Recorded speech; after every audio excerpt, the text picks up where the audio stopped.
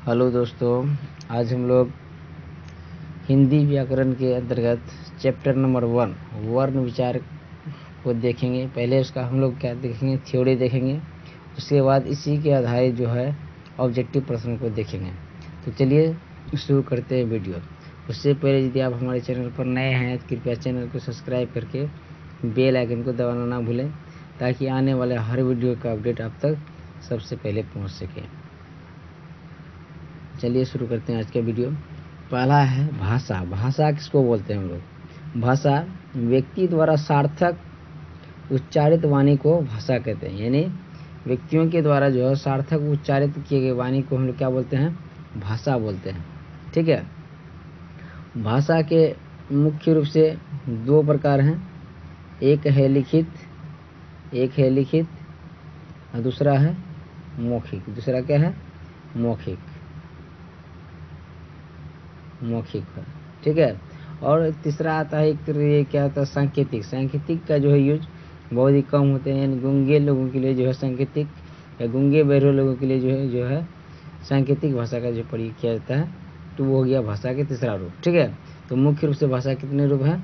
दो रूप हैं, लिखित रूप और मौखिक रूप। अब हम लोग बात करते हैं वर्ण किसको बोलते हैं।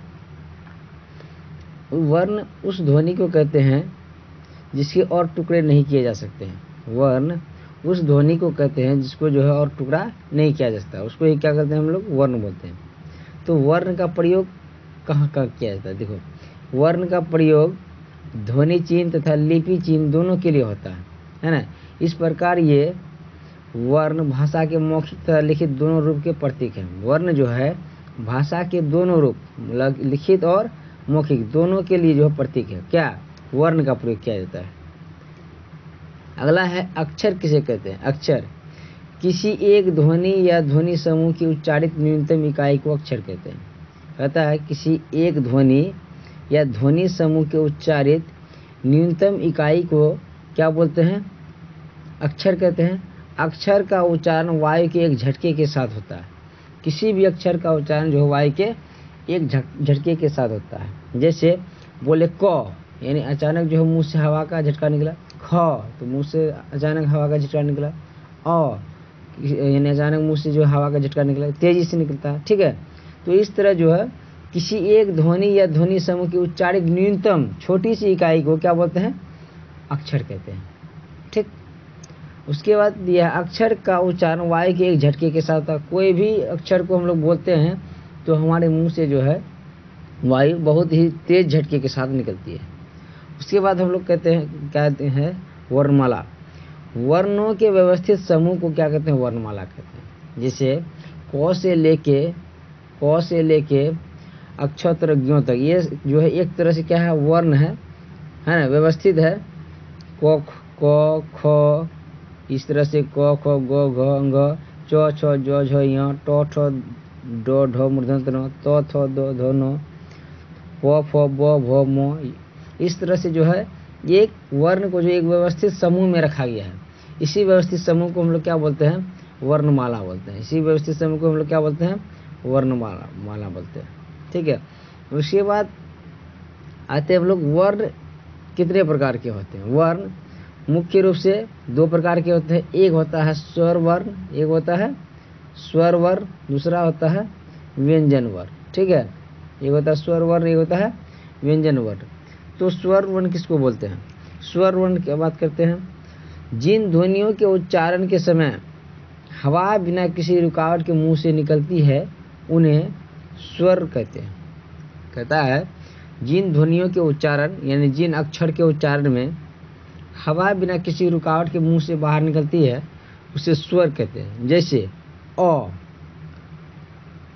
आ, तो इसमें क्या होता है कि मुंह से जो हवा निकलती है बिना किसी रुकावट के, यानी जीभ जो हमारा कहीं पे जो है सटता नहीं है ना, बिना किसी रुकावट का जो मुंह से हवा बाहर निकलता है उसके उच्चारण में।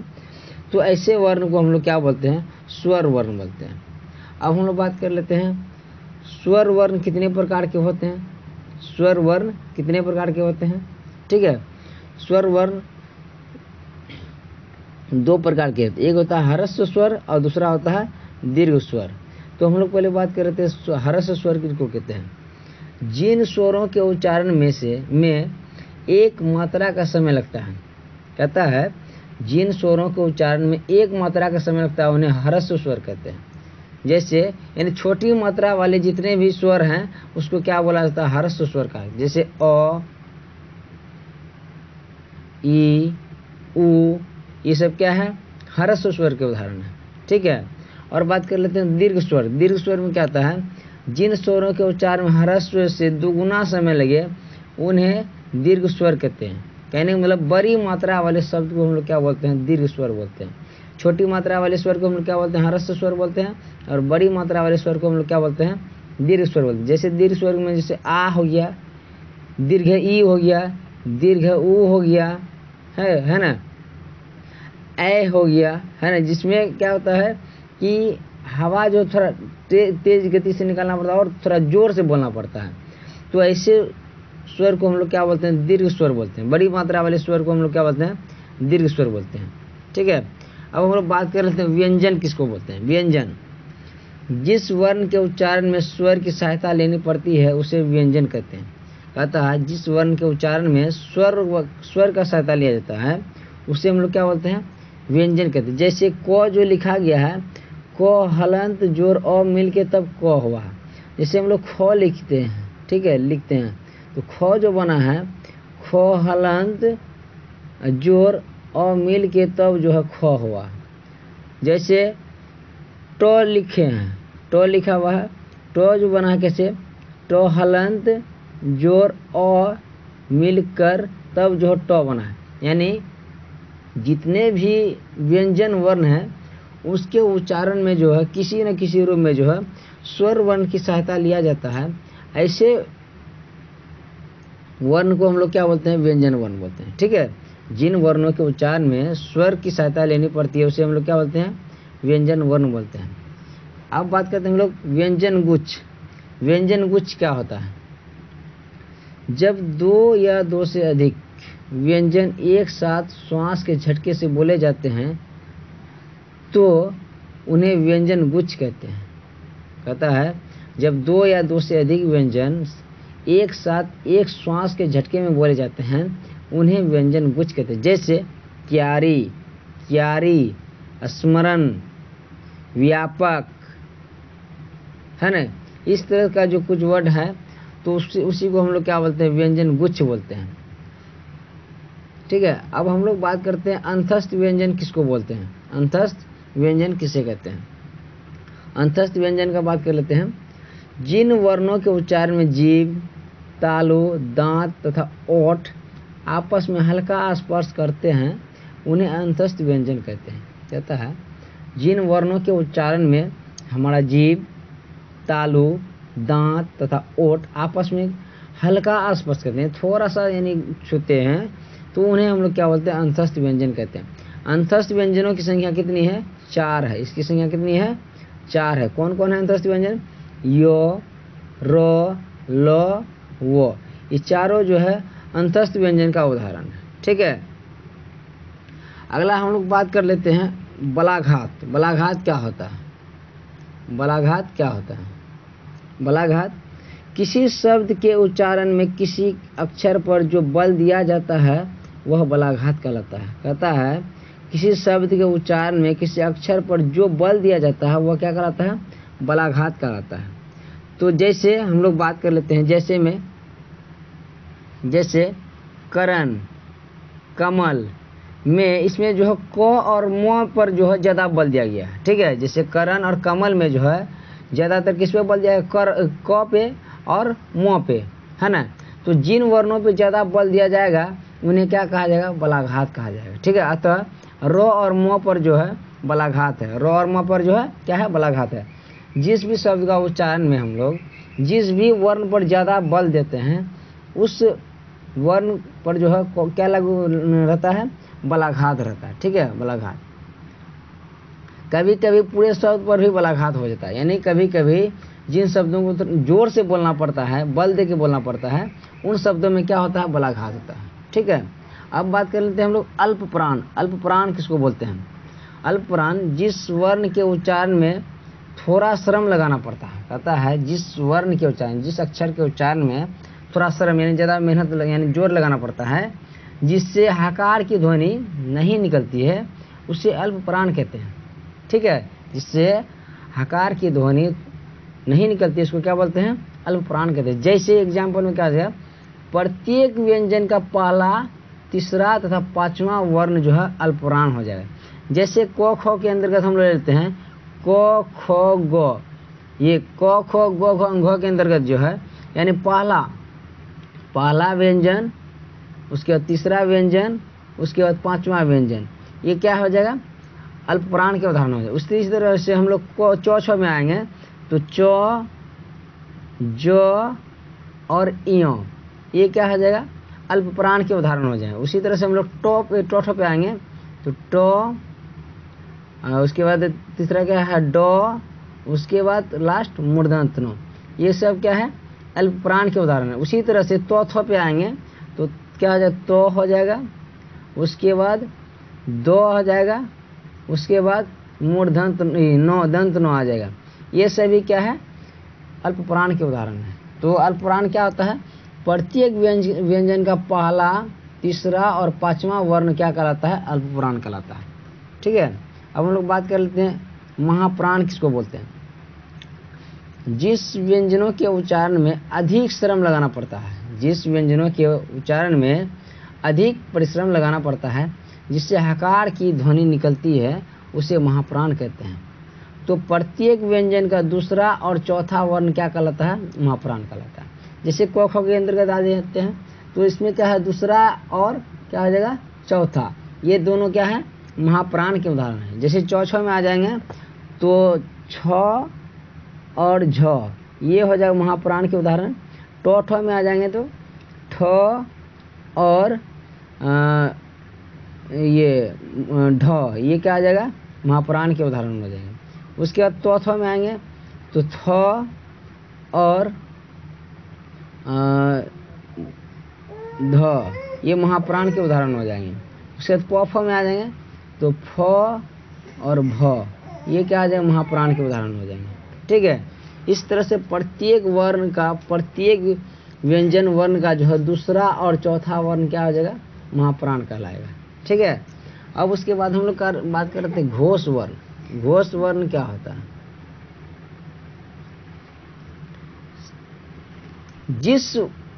कहता है जिन वर्णों के उच्चारण में स्वर तंत्रियों में झंकार उत्पन्न होने से नाद उत्पन्न होती है, उसे घोष वर्ण कहते हैं। तो घोष वर्ण क्या होता है? प्रत्येक वर्ग का तीसरा, चौथा और पांचवा वर्ण जो है घोष वर्ण कहलाता है। और यो, रो, ल और ह, ये भी क्या है? ये घोष वर्ण का जो उदाहरण है। ठीक है, तो सबसे पहले हम लोग क्या बोलते हैं? प्रत्येक वर्ग का तीसरा, प्रत्येक वर्ग का तीसरा, जैसे क ख ग में तीसरा क्या है? गो। ठीक है, और चौथा में क्या है? घ, और पांचवा क्या है? अंघ। ये हो गया घोष वर्ण के उदाहरण। उसी तरह से चौ में आ जाएंगे। चौ का तीसरा क्या होता है? चौ छो जो, यानी जो हो जाएगा। उसके बाद चौथा झ हो जाएगा। उसके बाद पांचवा इयो हो जाएगा। ये सभी इस तरह से जो है प्रत्येक वर्ग का, व्यंजन वर्ग का तीसरा, चौथा और पांचवा वर्ण क्या कहलाएगा? घोष वर्ण कहलाएगा। साथ ही साथ यो, रो, लो, ह, ये भी क्या है? घोष वर्ण के उदाहरण है। ठीक है, अब बात कर लेते हैं हम लोग अघोष वर्ण किसको कहते हैं? अघोष वर्ण जिन व्यंजन वर्णों के उच्चारण में स्वतंत्र तंत्रियां झंकृत नहीं होती है, उसे अघोष वर्ण कहते हैं। तो अघोष वर्ण के अंतर्गत क्या कहा जाएगा? प्रत्येक वर्ण का पहला और दूसरा वर्ण क्या आ जाएगा? अघोष वर्ण के अंतर्गत आ जाएगा। उसके साथ साथ योरो में जो होता है तालेब स, मूर्धान स और दान स, ये सभी भी जो है अघोष वर्ण के अंतर्गत आएंगे। तो क्या हो जाता? तो प्रत्येक वर्ग का पहला और दूसरा, प्रत्येक वर्ग का पहला पहले जैसे हो गया क, उसके बाद दूसरा ख, ये जो है अघोष वर्ण के उदाहरण हो गए। उसके बाद चौ में आएंगे तो चौ और छ, ये भी अघोष वर्ण के उदाहरण आ जाएंगे। उसके बाद टो में आते हैं टो और ठ, ये भी क्या आ जाए? अघोष वर्ण के उदाहरण आ जाएंगे। उसी तरह से प फ पे आते हैं तो प और फ भी जो है क्या है? अघोष वर्ण के उदाहरण है। तो प्रत्येक वर्ण का दूसरा और पहला और दूसरा वर्ण जो है अघोष वर्ण है, साथ ही साथ जो है तालेब स, मूर्धान स और दान स, यानी तीनों स जो है क्या किसके अंतर्गत आ जाएंगे, अघोष वर्ण के अंतर्गत। उम्मीद करता हूँ कि ये बात आपको समझ में आ गया होगा। इसके बाद हम लोग जो इस थ्योरी खत्म करने के बाद इसी पे आधारित जो ऑब्जेक्टिव को भी देख लेंगे, ठीक है। तो वीडियो को लास्ट तक जरूर देखिएगा। अगला है संयुक्त ध्वनि, संयुक्त व्यंजन यानी संपृक्ति ध्वनि। जब एक ध्वनि दो व्यंजनों से मिल जाए तो उसे संयुक्त या संपंक्ति ध्वनि कहते हैं, ठीक है। जैसे संभव में स्व और भ के बीच में म का मेल होता है, ठीक है, उसी को हम लोग क्या बोलते हैं, संयुक्त ध्वनि बोलते हैं। जैसे संगम, किसी शब्द के उच्चारण में जो विराम आता है उसे हम लोग क्या बोलते हैं, संगम बोलते हैं। किसी भी शब्द के उच्चारण में विराम आता है उसको क्या बोलते हैं हम लोग, संगम बोलते हैं। जैसे मत जाना, शब्द में मत जाना के बीच थोड़ा विराम है ना। फिर बोलेगा रुक जाओ, तो इसमें भी क्या होगा, थोड़ा विराम है। तो इस तरह का जो वाक्य लिखा हुआ रहेगा उसको हम लोग क्या बोलते हैं, संगम बोलते हैं। क्या बोलते हैं, संगम बोलते हैं।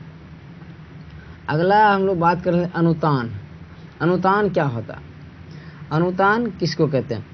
अनुतान भावों की वह स्वाभाविक अभिव्यक्ति है जिसके कारण शब्द का अर्थ स्पष्ट हो जाता है, वह अनुतान कहलाता है। तो जैसे हमें तो करनी ही होगी, हमें तो काम करनी ही होगी, है ना। तो इस तरह से जो है अनुतान का जो वाक्य बनेगा। आगे हम लोग देखते हैं, आगे हम लोग देखेंगे वर्ण और उसका उच्चारण स्थान, वर्ण और उसका उच्चारण स्थान। तो क से जो है किन किन वर्णों का उच्चारण स्थान है। क में जो है जैसे अ, आ, क, ख, ग, घ, ह और विसर्ग, ये सभी का जो उच्चारण स्थान कहाँ पे आ जाएगा, कंठ में आ जाएगा, ठीक है। उसके तालु से जो किन किन वर्णों का उच्चारण होगा, हर्षई, दीर्घई, च, छ, जो, झ, य, तालेब स, इन सारे वर्णों का उच्चारण कहाँ से हो जाएगा, तालु से हो जाएगा, ठीक है। मूर्धा, मूर्धा के अंतर्गत कौन कौन आएगा, री, ट, ठ, ड, ढ, र, मूर्धन स्व, ये सभी जो है मूर्धा के अंतर्गत आ जाएंगे। दंत से जो है किसका उच्चारण होता है, लिडी, तो, थो, दो, धो, नो, लो, सो, ये सभी का उच्चारण स्थान कहाँ पे है, दंत से है। उसके बाद ओष्ठ यानी ओठ, है ना, जिसमें ज़्यादातर ओठ का इस्तेमाल करना पड़ता है, जिस वर्ण का उच्चारण उसको हम लोग क्या बोलते हैं, ओष्ठ वर्ण बोलते हैं। तो इसका जो है ये हो जाएगा हर्षऊ, दीर्घऊ, प, फ, ब, भ, ये सभी जो ओष्ठ वर्ण है, ठीक है। उसके बाद कंठ नासिका से किन वर्ण का उच्चारण होता है, अंगों से होता है। मूर्धा नासिका से किस वर्ण का उच्चारण होता है, जौ से होता है। दंत ओष्ठ से किस वर्ण का उच्चारण होता है, वो का होता है। तालु नासिका से किस वर्ण का उच्चारण होता है, मूर्धन्त न का होता है, ठीक है। आगे देखते हैं। उसके बाद ओष्ठ नासिका से जो मो का उच्चारण होता है, नासिका से जो अनुस्वार का उच्चारण होता है, कंठ ओष्ठ से जो ओ और औ का उच्चारण होता है, कंठ तालु से जो है ए और औ का उच्चारण होता है। तो यदि दोस्तों इसका पीडीएफ चाहिए तो हमारे टेलीग्राम चैनल से ज्वाइनिंग करके जो है पीडीएफ फ्री में प्राप्त कर सकते हैं। चलिए आगे, अब हम लोगों ने इसका जो वर्ण विचार का जो है थ्योरी देख लिया। अब हम लोग जो है इसका ऑब्जेक्टिव देखें। जैसे क वर्ण का उच्चारण स्थान है, क वर्ण का उच्चारण कहाँ पे है, अभी पहले हम लोग दिखा दिए हैं। क वर्ण का उच्चारण स्थान कहाँ पे, कंठ पे है। प वर्ण का उच्चारण स्थान कहाँ पे होगा, यानी ओठ पे होगा, है कि नहीं। क का जो उच्चारण स्थान, प का उच्चारण स्थान कहाँ से होगा, ओ से होगा। ऑप्शन नंबर सी इसका सही जवाब हो जाएगा। अगला है घ का उच्चारण स्थान कहाँ पे होगा, घ यानी कंठ से आवाज निकल रहा है तो इसका उच्चारण स्थान कहाँ से हो जाएगा, घ का उच्चारण स्थान अभी हम लोग क्या बताएं, ऑप्शन नंबर ए इसका सही जवाब हो जाएगा। अगला है ख का उच्चारण स्थान कहाँ पे होगा, क, ख, ग, घ, अंग जितने भी वर्ण हैं इन सभी का उच्चारण स्थान कहाँ से होगा, कंठ से होगा। तो इसका सही जवाब हो जाएगा ऑप्शन नंबर डी, कंठ से होगा। अगला सवाल देखते हैं। अगला सवाल कहता है भाषा किसकी अभिव्यक्ति का माध्यम है, कहता है भाषा किसकी अभिव्यक्ति का माध्यम है। तो इसका सही जवाब हो जाएगा विचारों की, ऑप्शन नंबर सी इसका सही जवाब हो जाएगा। अगला है व्याकरण वह ज्ञान है जो क्या करता है, तो देखते हैं ऑप्शन में, त्रुटियों पर ध्यान नहीं देता है, मानकता के आधार पर भाषा प्रदान करता है, नियमों का विश्लेषण नहीं करता है, आवश्यक नहीं है। तो इसका सही जवाब हो जाएगा ऑप्शन नंबर बी, यानी मानकता के आधार पर भाषा प्रदान करता है, ठीक है। इसका फिर है घ का उच्चारण स्थान, तो घ का उच्चारण स्थान कहाँ पे होगा, कंठ से होगा। ऑप्शन नंबर 20 का सही जवाब होगा। आगे देखते हैं विसर्ग विसर्ग का उच्चारण स्थान कहाँ से होगा? विसर्ग यानी अ आ क ख ग घ ह और विसर्ग का उच्चारण स्थान कहाँ पे होता है? कंठ पे होता है। तो इसका सही जवाब हो जाए ऑप्शन नंबर डी, कंठ से होगा। ठीक है।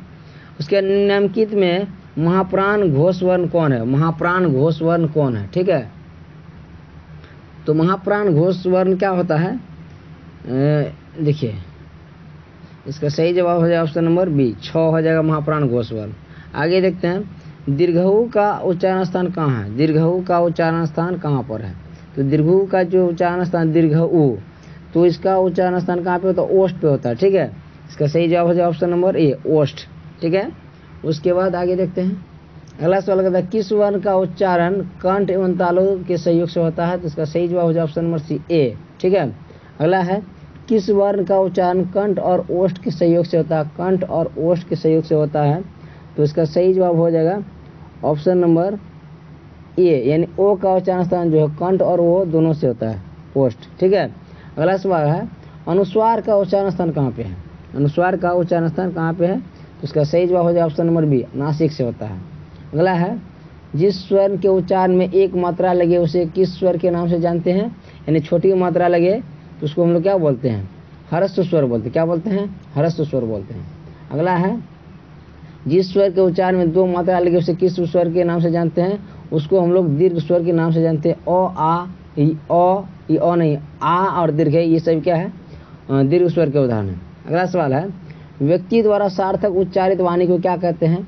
तो व्यक्ति द्वारा सार्थक उच्चारित वाणी को हम लोग क्या बोलते हैं? भाषा बोलते हैं। ऑप्शन नंबर ए इसका सही जवाब हो जाएगा। अगला सवाल देखते हैं किसी एक ध्वनि या ध्वनि समूह की उच्चारित न्यूनतम इकाई को हम लोग क्या बोलते हैं? उसको हम लोग क्या बोलते हैं? अक्षर बोलते हैं। ऑप्शन नंबर बी इसका सही जवाब हो जाएगा। अगला है जिन ध्वनियों को उच्चारण के समय हवा बिना किसी रुकावट के मुंह से निकलती है उन्हें क्या कहते हैं? अभी बताएं जिन ध्वनि के उच्चारण में समय हवा बिना किसी रुकावट के मुंह से बाहर निकलती है तो उसको हम लोग क्या बोलते हैं? अभी बताएं। इसका सही जवाब हो जाए ऑप्शन नंबर सी, स्वर वर्ण बोलते हैं। ठीक है। अगला है जिस वर्ण के उच्चारण में स्वर की सहायता लेनी पड़ती है उसे हम लोग क्या बोलते हैं? व्यंजन वर्ण बोलते हैं। जितने भी व्यंजन वर्ण है उसको उच्चारण किससे किया जाता है?